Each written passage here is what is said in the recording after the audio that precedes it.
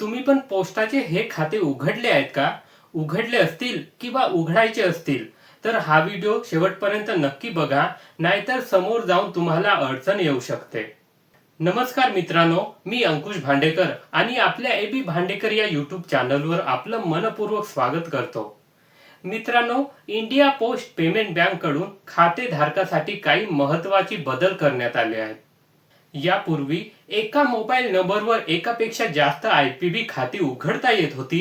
तसेच खाते उघडताना मोबाईल नंबर कोणाच्याही नावावर असला तरी तो वापरता येत होता. पण आता नियम बदललेला आहे. आता नवीन आयपीबी खाते उघडताना एका मोबाईल नंबरवर एकच खाते स्वीकारले जात आहे. त्याचबरोबर तुमच्या खात्याला जोडलेला मोबाईल नंबर तुमच्याच नावावर नोंदणीकृत असणे अत्यंत आवश्यक आहे.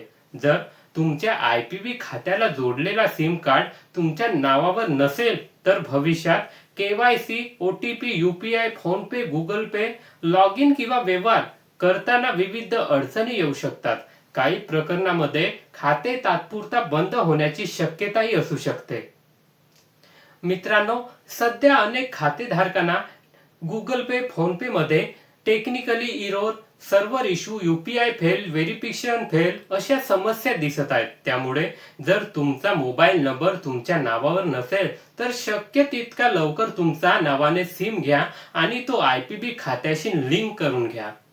आणखी एक महत्त्वाची गोष्ट म्हणजे जर तुमचं आयपीबी खाते सध्या इनएक्टिव्ह, ब्लॉकेड किंवा क्लोज दाखवत असेल तर विलंब न करता तुमच्या जवळच्या पोस्ट ऑफिसमध्ये किंवा आयपीबी शाखेत जाऊन केवायसी पूर्ण करा.